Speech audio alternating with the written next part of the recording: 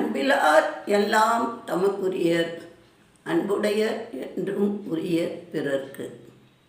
தெய்வத்தால் ஆகாது எனினும் முயற்சி தன் மெய் வருத்த கூலி தரும். வணக்கம் நேயர்களே. இன்று ஒரு நதியின் கதை பார்க்க இருக்கிறோம். ஒரு முனிவர் கங்கைக்கரை ஓரமாக நின்றுக்கிட்டு இருந்தார். கங்கையில் நீராடணும் அப்படின்னு நின்றுக்கிட்டு இருக்கும் பொழுது ஒரு நபர் கங்கை நதியில் போய் என் பாவத்தை எல்லாம் போக்கிரு அப்படின்னு சொல்லிட்டு மூழ்கி வெளியே வந்தார். வந்ததை பார்த்த முனிவருக்கு திருப்பி நதியில் குளிக்க மனசு வரல. என்னன்னா, இப்படி எத்தனை பேர் தன்னுடைய பாவத்தை இந்த நதியில் கொட்டிட்டு போகிறாங்க. நம்ம குளித்தோம்னா அந்த பாவமெல்லாம் நம்மளுக்கு வந்துருமே அப்படின்னு யோசித்தார். அந்த நேரம் ஒரு பெண்ணு வந்தா, என்ன சுவாமி நினைக்கிறீங்க, சிந்திக்கிறீங்க அப்படின்னு கேட்டால், இல்லை எல்லாரும் பாவத்தை கழுவுறேன்னு இதில் கழுவிட்டு போயிடுறாங்க, அப்போ இதில் நான் குளித்தேன்னா எனக்கு இல்லை பாவம் வரும் அப்படின்னு சொன்னப்போ அந்த நதியானது சொல்லிச்சு, எல்லாரும் பாவத்தை என்கிட்ட கழுவிட்டு போகிறாங்க, ஆனால் அதை நான் வச்சுக்கிடுறது கிடையாது. அப்படியே அது கடலோட தண்ணி கலக்கும் பொழுது அது போயிடும், கடலுக்கு போயிடும், நான் அதை வச்சிருக்கிறது கிடையாது அப்படின்னுச்சு. இது ஒரு நல்ல பாயிண்ட்டு தான்.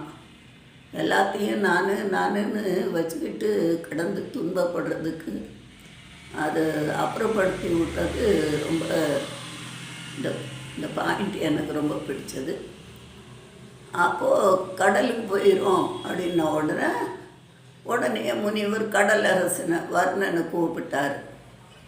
கடலரசன் வந்தான். எல்லா பாவமும் உன்கிட்ட வந்துடுதே, உன்னைய அது பாதிக்காதா அப்படின்னு கேட்டார். அது என்னைய பாதிக்காது.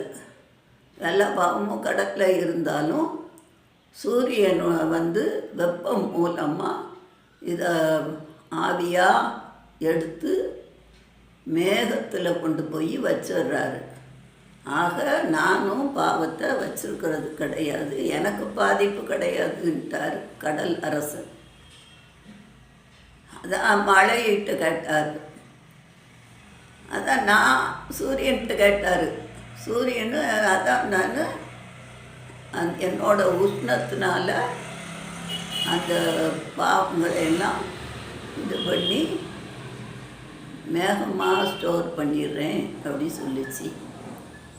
மேலும் பாவம் என்னைய தீண்டாது, என்னுடைய வெப்பத்தினால பாவம் என்னைய தீண்டாதுன்னு ஒரு பாயிண்ட்டை சொல்லிடுச்சு. சரின்னு மேகத்திட்ட போய் கேட்டார், உனைய பாவம் தீண்டாதான்னு. நான் அதை வச்சுருக்கிறதுல மழையாக பொழிஞ்சி பூமிகிட்ட கொடுத்துருவேன்றது. அப்போ பூமாதேவியை போய் கேட்டார், உனக்கு பாவம் வருமே அப்படின்னு கேட்டார். அந்த பாவத்தை நான் வச்சுருக்கிறதில்ல, மரம் செடி கொடின்னு எல்லாம் வளருது, வேர்லேருந்து எல்லாம் கிரகிச்சுக்கிடுது, அதனால எனக்கு எந்த பாவமும் சேராது அப்படின்னு பூமாதேவி சொல்லிட்டா. அப்போது மரம் செடி கொடி இதெல்லாம் என்னது, காய் கனி எல்லாம் கிடைக்குது, அதை மனுஷர் தான் சாப்பிட்றாங்க. அப்போ யாருக்கு என்னென்ன பாவம் போய் சேரணுமோ அவங்கவுங்களுக்கு அந்தந்த பாவம் போய் சேர்ந்துடும். அப்போ எங்கேயோ கழுவுனாலும் எங்கெங்கேயோ சுற்றி அந்த பாத்தியப்பட்ட ஆளுக்கே பாவம் சேரும்னு சொல்லுது. அப்போது அந்த நதி சொல்லிச்சு, எனக்கும் இந்த கேள்வி இருந்தது. எல்லாரும் பாவத்தை கொட்டுறாங்களே, நம்மளுக்கு தானே பாவம் பிடிக்கும், அப்படிங்கிற கொஸ்டின் எனக்கும் இருந்தது. சிவபெருமான்கிட்ட போய் கேட்டேன். அதுக்கு அவர் என்ன பதில் சொன்னாருன்னா, நீ அப்படி ஒன்றும் பயப்படாத, எத்தனை பேர் பாவத்தை கொட்டினாலும் ஞானிகளும் முனிவர்களும் வந்து இந்த புனிதமான நதியில் நீராடும் பொழுது அவங்களுடைய திருவடி படுறதுனால எல்லா பாவமும் பஞ்சா பறந்துடும். ஞானிகளுடைய பாவம் பட்டாலே பாவமெல்லாம் பறந்து போயிடும் அப்படின்னு சொல்லிட்டாரு அப்படின்னு அந்த நதி சொல்லிச்சான்.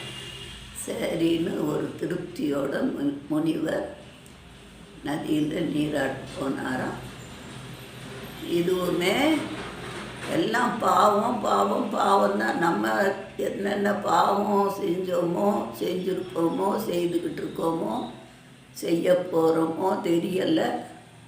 அதுக்கெல்லாமே பாவத்தை எப்படி தீர்க்கிறதுங்கிறத தான் இப்போ கடந்த 2-3 நாளாக பார்த்துக்கிட்டு இருக்கோம்.